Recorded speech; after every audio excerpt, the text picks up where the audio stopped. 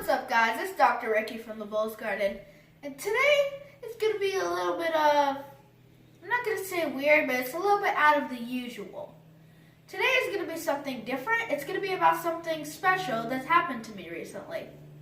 So, as you know, I want to become a medical doctor for animals or a veterinarian when I get older as my career. So, when I'm not studying about animals or becoming a veterinarian and the degrees and the math that I have to do, I like to draw and just write out stories. And sometimes I even make comic books about that stories, but I'll talk to you about that stuff later. Let's get to the main point. So, at my school, there's this thing that we have. It's a club. It's called Literature Club, and it's on every Tuesdays. And it's for writing and drawers. We make drawings for our writing pieces, and we combine them to make a magazine that we have at the end of each topic of our writing. And a special thing that happened to me was they picked one of my drawings to be the cover for the first Hebrew Christian Academy magazine. Now, this isn't any regular kids magazine. This magazine is actually published, fully published by Hebrew Christian Academy. And one of my drawings is going to be on it. So I just thought I'd tell you guys that because it's very exciting and great. But that's not the main point of this video, really. That was just an exciting thing. The main point of this video is to teach you about something that I really like to do sometimes. Like I said with how I combine my drawings and my stories to make comic books. Well, I do that a lot, and maybe you guys are out there too who want to make a comic book but just don't know how. And I have 3 tips for you. The first tip would probably be to make your character. What would you want it to be? And for example, my character in my stories is this thing right here. Nadia Comeniche, this is my dog. She's going to be the character for my stories. The second thing you're going to need to do is make a plot line or a story, you know? And it could be something really big, like a monster tries to take over the world and only one hero can stop him. Or it could be something simple, like somebody going to the grocery store, but there's no apples left, and they rage.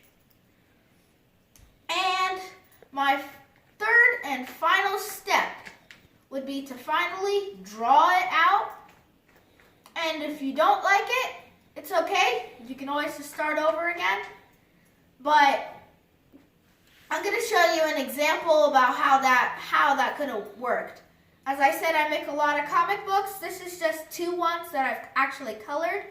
They're right here.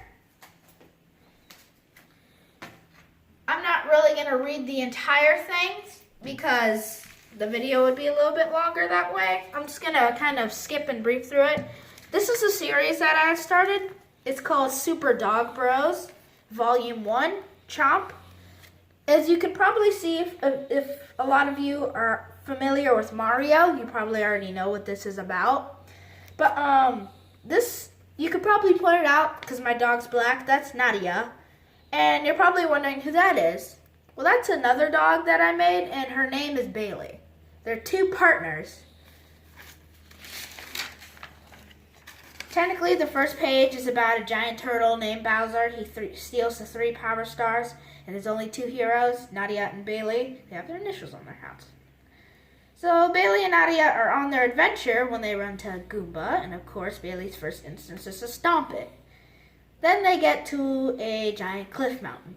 So they're like, okay, let's just climb it. I mean, there's nothing else to do.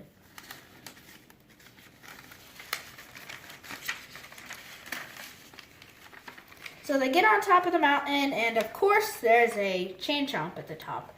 The chain chomp can kind of maneuver its body a lot, as you can see. And it chomps down Bailey's hat. Nadia hits a question block, which makes items come out. And apparently there's a hammer this time. So Bailey uses her hammer to defeat the chain chomp, cracking it more and more until it just blows up. And there, Out of the smoke is their first star. Billy found her hat again, and the dogs celebrate over their first star. So this is technically a good example of how to make your comic books. How I like to do it is, first things first, I start with my cover, with my characters, and usually like the villain that's supposed to be in it. And then to save paper, I divide my pages into 6 so that I can have more. And each little box is its own scene. And it transfers over to the next scene. So when you read it, instead of being confused and doing it like that, it just goes from side to side and it follows into the next scene. And another example would be my second volume of Super Dog Bros. If you were thinking about making your own series like I did. And the dog's going crazy. So for the page 1, we have, again, our 2 characters, Nadia and Bailey, walking up Bomb Mountain this time. And there's a giant, of course, a bomb. So, of course, Nadia picks it up and just throws it. It explodes, obviously, but it wasn't very good. It surprised them, considering that it was just a little boom. If you've noticed already, Bailey is significantly the strong arm of the pack. She is a little bit bigger than Nadia. They reach the top to find the King Babam. King Babam, you know, that's what villains do. They beat up the smaller ones. But that's not it. Bailey picks up King Babam and threw him. He fell off the mountain and exploded. He explodes. They get the next power star out of the explosion that comes up the mountain, and the dogs celebrate once more. Now this happens if you're familiar with Super Mario 64. They throw him off the mountain. That's how you win. So this was another example about how to set it up. You cut it into 6, and what I like to do is I draw everything on like a storyboard. I get my ideas and my plannings out. Then I actually do the comic with the cover. And then after I think everything's done, I went in, checked everything, I think the storyline's good, then I color it in afterward.